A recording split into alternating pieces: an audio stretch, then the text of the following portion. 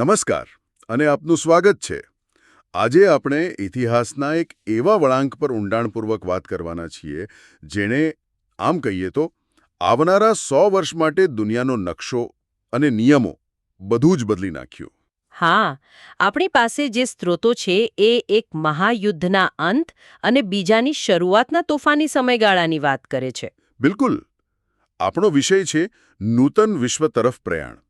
આપણે એ સમજવાનો પ્રયત્ન કરીશું કે પ્રથમ વિશ્વયુદ્ધની રાખમાંથી સરમુખત્યારશાહી કેવી રીતે જન્મી, એણે દુનિયાને ફરીથી યુદ્ધની આગમાં કેવી રીતે ધકેલી અને પછી એ ભયાનક વિનાશ પછી શાંતિની શોધમાં સંયુક્ત રાષ્ટ્રોનો ઉદય કેવી રીતે થયો.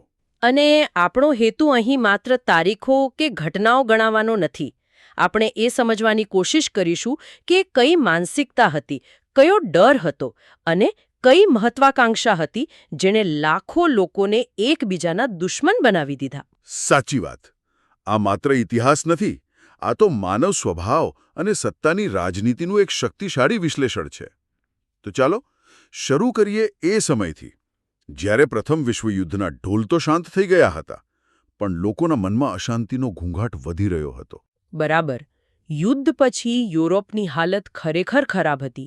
અર્થતંત્ર ભાંગી પડ્યું હતું. અને સરકારો લાચાર દેખાઈ રહી હતી. લોકોને લાગ્યું કે આ લોકશાહી જેવી વ્યવસ્થા કામ નથી કરતી. વિશ્વાસ જ ઉઠી ગયો. તો પછી આ ખાલી જગ્યા કોણે ભરી? આ એકદમ સચોટ પ્રશ્ન છે. જ્યારે સ્થાપિત વ્યવસ્થા નિષ્ફળ જાય છે ત્યારે એક શૂન્યાવકાશ સર્જાય છે. અને ઇતિહાસ સાક્ષી છે કે આવા શૂન્યાવકાશને હંમેશા કોઈક ચરમપંથી વિચારધારા ભરે છે. એ સમયે મતલબ કે 4 મુખ્ય પ્રવાહો હતા જેણે દુનિયાને બીજા વિશ્વયુદ્ધ તરફ ધકેલી. 4 પ્રવાહો? હા. ઇટાલીમાં ફાસીવાદ, જર્મનીમાં નાઝીવાદ, જાપાનમાં લશ્કરવાદ. અને આ બધાની ઉપર 1929ની વૈશ્વિક મહામંદી એણે તો બળતામાં ઘી હોમવાનું કામ કર્યું. ચલો આને એક પછી એક સમજીએ. મને ઇટાલીની વાત સૌથી વધુ રસપ્રદ લાગે છે. એ તો વિજેતા દેશોના જૂથમાં હતું. તો પછી ત્યાં આટલો બધો ગુસ્સો અને અસંતોષ કેમ? ઇટાલીએ $12 અબજ જેવી માતબર રકમ ખર્ચી, 6 લાખ જેટલા સૈનિકો ગુમાવ્યા. અને બદલામાં કશું ન મળ્યું. મળ્યું, પણ જેની અપેક્ષા હતી એ નહીં. મોટાભાગના પ્રદેશો તો બ્રિટન અને ફ્રાન્સ જેવા મોટા દેશોએ વહેંચી લીધા. આના કારણે ઇટાલીની પ્રજામાં એક ઊંડી હતાશા અને એમ કહીએ તો રાષ્ટ્રીય અપમાનની ભાવના ફેલાઈ ગઈ. એમને લાગ્યું કે એમની સાથે દગો થયો છે. અને આ જ અપમાનની ભાવના પર સવાર થઈને બેનિટો મુસોલિની સત્તા સુધી પહોંચ્યો. પણ એનામાં એવું તે શું ખાસ હતું? મતલબ તે લોકોના ગુસ્સાને સત્તામાં કેવી રીતે પલટાવી શક્યો? મુસોલિનીની આમ તો ખાસિયત જ એ હતી. એક પ્રભાવશાળી વક્તા હતો. એને બરાબર ખબર હતી કે લોકો શું સાંભળવા માંગે છે.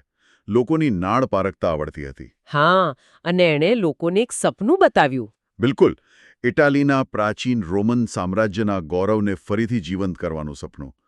તેને ફાસિસ્ટ પક્ષની સ્થાપના કરી. ફાસિસ્ટ શબ્દ મૂળ લેટિન શબ્દ ફેસિસ પરથી આવ્યો છે, જેનો અર્થ થાય છે લાકડાની ભારી અને કુહાડી. બરાબર. અને મુસોલિનીએ આને જ પોતાના પક્ષનું પ્રતીક બનાવ્યું. આ કોઈ સામાન્ય ચિહ્ન ન હતું. એ સીધું રોમન સામ્રાજ્યની સર્વોચ્ચ શક્તિ અને એકતાનું પ્રતીક હતું. સંદેશ સ્પષ્ટ હતો. વિખરાયેલા રહેશો તો તૂટી જશો. એક થશો તો દુનિયા પર રાજ કરશો. ચોક્કસ. અને એનો મુદ્રાલેખ પણ એટલો જ સ્પષ્ટ હતો. એક પક્ષ અને એક નેતા. હા.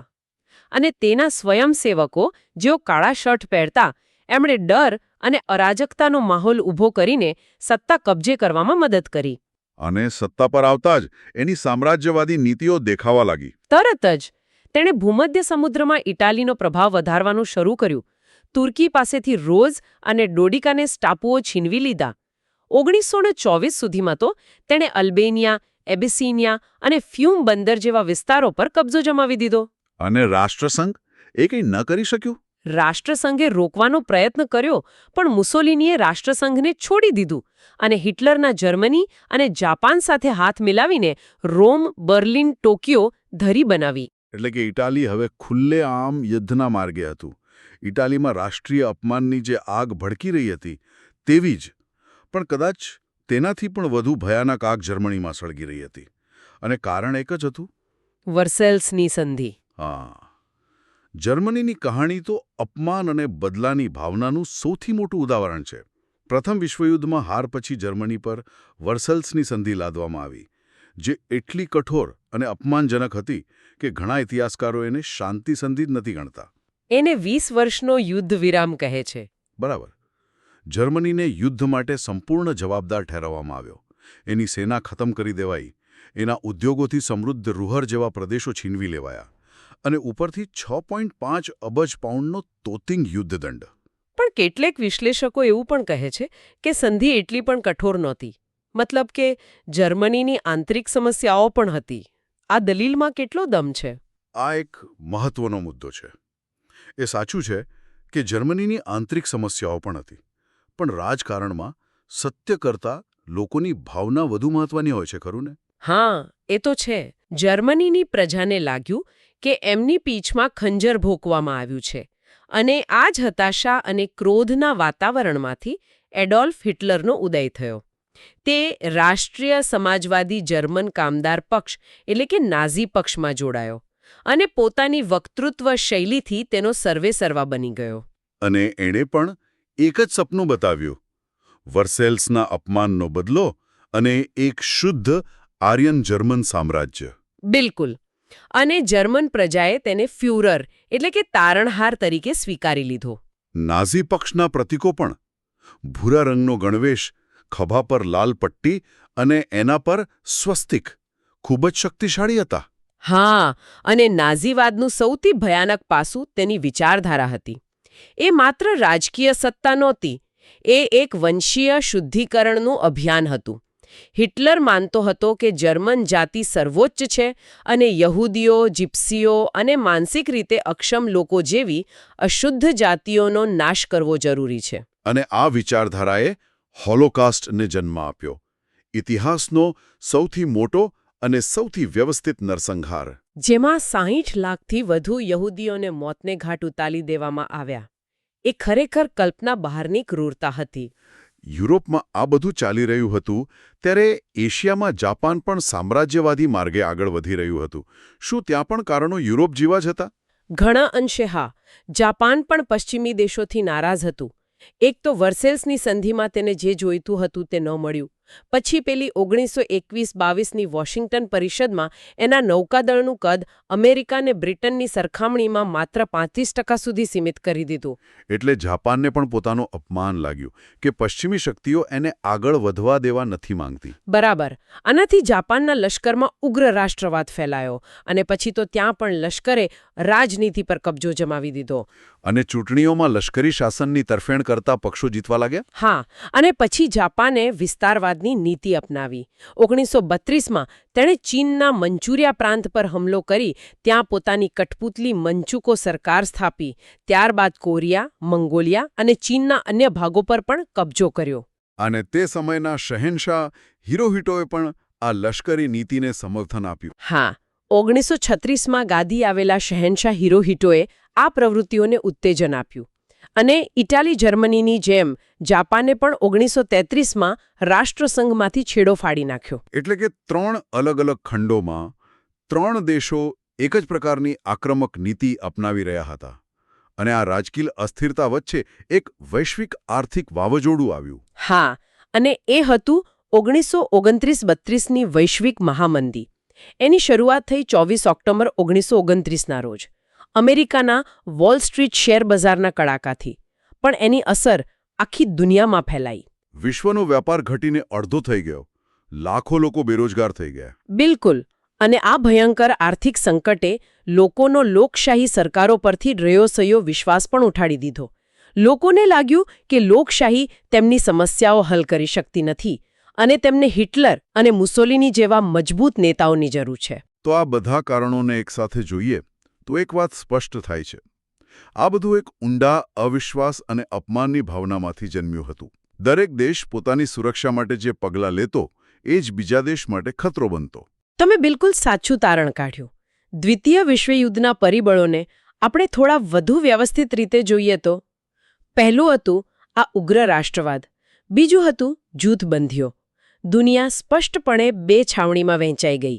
એક તરફ જર્મની, ઇટાલી અને જાપાનની ધરી રાષ્ટ્રોની ત્રિપુટી. અને બીજી તરફ બ્રિટન અને ફ્રાન્સ જેવા લોકશાહી મિત્ર રાષ્ટ્રો. બરાબર. અને આ જૂથબંધીના ડરને કારણે ત્રીજું પરિબળ આવ્યું લશ્કરવાદ. શસ્ત્રોની હોડ. ચોક્કસ. દરેક દેશને લાગતું હતું કે યુદ્ધ તો થવાનું જ છે, એટલે તૈયારી કરવી પડશે. જર્મની અને રશિયા જેવા દેશોમાં લશ્કરી તાલીમ ફરજિયાત બની. દરેક દેશ પોતાના નૌકાદળ, હવાઈ દળ અને ભૂમિદળ પર અધધધ ખર્ચ કરવા લાગ્યો. આ બધું રોકવાની જવાબદારી તો રાષ્ટ્રસંઘની હતી. તે કેમ આટલું નિષ્ફળ ગયું? રાષ્ટ્રસંઘની નિષ્ફળતા એ ચોથું અને કદાચ સૌથી નિર્ણાયક પરિબળ હતું. વાત એમ છે કે એની પાસે પોતાનું સૈન્ય જ નહોતું. એ ઠરાવો પસાર કરી શકતું, પણ તેને લાગુ કરાવવાની તાકાત નહોતી. મતલબ કે તે ભસતો હતો પણ કરડી શકતો નહોતો. બિલકુલ. જ્યારે જાપાને મંચુરિયા પર, ઇટાલીએ એબિસિનિયા પર અને હિટલરે ઝેકોસ્લોવાકિયા પર હુમલો કર્યો, ત્યારે રાષ્ટ્રસંઘ માત્ર વાતો કરતું રહ્યું. એટલે કે વર્સેલ્સની સંધિ, હિટલરની મહત્વાકાંક્ષા અને રાષ્ટ્રસંઘની નિષ્ફળતા, આ બધાએ મળીને યુદ્ધ માટેનું મેદાન તૈયાર કરી દીધું હતું. હવે માત્ર એક તણખાની જ જરૂર હતી. અને એ તણખો પડ્યો 1 સપ્ટેમ્બર 1939ની વહેલી સવારે. હિટલરે પોલેન્ડ પર આક્રમણ કરી દીધું. એને લાગ્યું હશે કે બ્રિટન અને ફ્રાન્સ આ વખતે પણ કંઈ નહીં કરે. હા, પણ તે ખોટો હતો. બ્રિટન અને ફ્રાન્સે જર્મનીને અલ્ટિમેટમ આપ્યું. જ્યારે હિટલરે તે ન માન્યું, ત્યારે તેમણે જર્મની સામે યુદ્ધની ઘોષણા કરી દીધી. અને આ સાથે જ દ્વિતીય વિશ્વયુદ્ધનો પ્રારંભ થયો. યુદ્ધ શરૂ થયું. અને તેની ભયાનકતા કલ્પના બહારની હતી. યુદ્ધની ગતિ અને તેના મુખ્ય વળાંકો કયા હતા? શરૂઆતમાં જર્મનીની બ્લિટ્ઝક્રીગ એટલે કે વીજળીવેગી યુદ્ધની રણનીતિ ખૂબ જ સફળ રહી. તેણે પોલેન્ડ, ફ્રાન્સ, બેલ્જિયમ, હોલેન્ડ બધાને ગણતરીના અઠવાડિયામાં જ હરાવી દીધા. એક સમયે તો એવું લાગતું હતું કે આખું યુરોપ હિટલરના કબજામાં આવી જશે. હા, પણ પછી બે મોટી ભૂલો થઈ. પહેલી, 1941માં હિટલરે રશિયા પર આક્રમણ કર્યું, જ્યાં તેણે રશિયાની ભયંકર ઠંડી અને અતૂટ પ્રતિકારનો સામનો કરવો પડ્યો. સ્ટાલિનગ્રેડના યુદ્ધમાં જર્મનીની હાર એ યુદ્ધનો એક મોટો ટર્નિંગ પોઈન્ટ હતો. અને બીજી મોટી ઘટના જેણે યુદ્ધનું પાસું પલટી નાખ્યું તે હતી અમેરિકાનો પ્રવેશ. બિલકુલ. 7 ડિસેમ્બર 1941ના રોજ જાપાને હવાઈમાં આવેલા અમેરિકન નૌકામથક પર્લ હાર્બર પર અચાનક હુમલો કર્યો. આ હુમલાએ સૂતેલા દૈત્યને જગાડી દીધો. હા, અત્યાર સુધી તટસ્થ રહેલું અમેરિકા પૂરી તાકાતથી મિત્ર રાષ્ટ્રોના પક્ષે યુદ્ધમાં કૂદી પડ્યું. અમેરિકાના ઔદ્યોગિક ઉત્પાદન અને સૈન્ય શક્તિએ યુદ્ધનું સમીકરણ જ બદલી નાખ્યું. અને યુદ્ધનો અંત પણ એટલો જ ભયાનક હતો. હિરોશિમા અને 9 ઓગસ્ટના રોજ નાગાસાકી પર અણુ બોમ્બ ફેંક્યા. હા, એક જ ક્ષણમાં હજારો લોકો રાખ થઈ ગયા. આ હુમલામાં કુલ 1,24,000થી વધુ નિર્દોષ નાગરિકો માર્યા ગયા. આ મહાવિનાશ પછી જાપાને 11 ઓગસ્ટ 1945ના રોજ બિનશરતી શરણાગતિ સ્વીકારી. અને દ્વિતીય વિશ્વયુદ્ધનો અંત આવ્યો. આ મહાવિનાશ પછી દુનિયા કેવી દેખાતી હતી? તેના મુખ્ય પરિણામો શું હતા? મુખ્યત્વે 3 દૂરગામી પરિણામો જોવા મળ્યા. પહેલું હતું ભયંકર આર્થિક વિનાશ. યુદ્ધમાં સામેલ દેશોએ કુલ મળીને $1,000 અબજ થી વધુનો ખર્ચ કર્યો હતો. આખા યુરોપના શહેરો ખંડેર બની ગયા હતા. લોકો પાસે પાયાની સુવિધાઓ પણ નહોતી. બરાબર. બીજું, એશિયામાં એક મોટો ફેરફાર આવ્યો. યુદ્ધમાં જાપાનની હાર થતાં ચીન પરથી તેનો પ્રભાવ ઓછો થયો અને આ તકનો લાભ લઈને માઓ ત્સે-તુંગના નેતૃત્વ હેઠળ 1949માં ચીનમાં સામ્યવાદી શાસનની સ્થાપના થઈ. જેણે એશિયાનું રાજકીય સમીકરણ હંમેશા માટે બદલી નાખ્યો. અને ત્રીજો પરિણામ, જેણે આવનારા લગભગ 50 વર્ષ સુધી દુનિયાને બંધક બનાવી રાખી, એ હતું ઠંડુ યુદ્ધ, ધ કોલ્ડ વોર. યુદ્ધ પછી બ્રિટન અને ફ્રાન્સ જેવી જૂની મહાસત્તાઓ નબળી પડી ગઈ અને વિશ્વમાં 2 નવી મહાસત્તાઓનો ઉદય થયો, લોકશાહી અમેરિકા અને સામ્યવાદી સોવિયત સંઘ. જે યુદ્ધ દરમિયાન મિત્રો હતા તે હવે એકબીજાના કટ્ટર દુશ્મન બની ગયા. હા, તેમની વચ્ચે સીધું યુદ્ધ તો ન થયું, પણ આ શસ્ત્રો વગરના વૈચારિક યુદ્ધે જ ઠંડા યુદ્ધની સ્થિતિ સર્જી. બે વિશ્વયુદ્ધોની ભયાનકતા જોયા પછી શું દુનિયાના નેતાઓને સમજાયું કે આ માર્ગે આગળ વધી શકાય નહીં? આ જ વિચારમાંથી સંયુક્ત રાષ્ટ્રોનો જન્મ થયો હશે, ખરું ને? બરાબર. રાષ્ટ્રસંઘની નિષ્ફળતામાંથી શીખીને આ વખતે એક વધુ મજબૂત અને પ્રભાવશાળી સંસ્થા બનાવવાનો નિર્ણય લેવાયો. તેની ભૂમિકા યુદ્ધ દરમિયાન જ તૈયાર થવા લાગી હતી. અમેરિકી પ્રમુખ રૂઝવેલ્ટ અને બ્રિટિશ વડાપ્રધાન ચર્ચિલે એટલાન્ટિક ખતપત્ર તૈયાર કર્યું હતું. જે ભવિષ્યના વિશ્વ માટેના સિદ્ધાંતોનો દસ્તાવેજ હતો. હા, અને આ જ વિચારો આગળ જતા સંયુક્ત રાષ્ટ્રોનો પાયો બન્યા અને આખરે 24 ઓક્ટોબર 1945ના રોજ 51 દેશોએ મળીને સંયુક્ત રાષ્ટ્રોની સ્થાપના કરી. અને ભારત પણ એક સ્થાપક સભ્ય હતો. બિલકુલ. તો સંયુક્ત રાષ્ટ્રોનું માળખું રાષ્ટ્રસંઘ કરતાં કઈ રીતે અલગ અને વધુ મજબૂત છે? તેના મુખ્ય 6 અંગો છે, પણ આપણે તેના સૌથી મહત્વના ભાગો પર ધ્યાન કેન્દ્રિત કરીએ. એક છે સામાન્ય સભા, જે દુનિયાની સંસદ જેવી છે. જ્યાં દરેક દેશને એક મત મળે છે. હા, પણ ખરી શક્તિ છે સલામતી સમિતિ પાસે. આ તેનું સૌથી મહત્વનું અંગ છે, જેમાં 5 કાયમી સભ્યો છે: અમેરિકા, બ્રિટન, ફ્રાન્સ, રશિયા અને ચીન. અને આ 5 દેશો પાસે જ વિખ્યાત વીટો પાવર છે. હા. આ વીટો પાવરનો અર્થ શું છે? વીટો એટલે નિષેધાધિકાર. તેનો અર્થ એ છે કે સલામતી સમિતિના કોઈપણ મહત્વના ઠરાવને પસાર થવા માટે આ 5 દેશોની સંમતિ જરૂરી છે. જો આ 5માંથી એક પણ દેશ ના પાડે, એટલે કે પોતાના વીટોનો ઉપયોગ કરે, તો આખી દુનિયા ભલે સંમત હોય, એ ઠરાવ રદ થઈ જાય છે. અને રશિયાએ આનો સૌથી વધુ વખત ઉપયોગ કર્યો છે. હા, આ શક્તિ એટલા માટે આપવામાં આવી હતી જેથી મોટી મહાસત્તાઓ સંગઠન છોડીને ન જાય, જેમ રાષ્ટ્રસંઘમાં થયું હતું. એટલે એક તરફ સલામતી સમિતિ રાજકીય આગ બુઝાવવાનું કામ કરે છે, પણ સંયુક્ત રાષ્ટ્રોના બીજા અંગો પણ છે. હા, અને તે છે આર્થિક અને સામાજિક સમિતિ, એટલે કે ઇકોસોક. તેનું કામ દુનિયાભરના લોકોનું જીવન ધોરણ સુધારવાનું છે. આ સમિતિ હેઠળ જ આપણી જાણીતી સંસ્થાઓ કામ કરે છે, જેમ કે વિશ્વ આરોગ્ય સંસ્થા WHO, યુનિસેફ, જે બાળકો માટે કામ કરે છે, અને યુનેસ્કો, જે શિક્ષણ અને સંસ્કૃતિનું રક્ષણ કરે છે.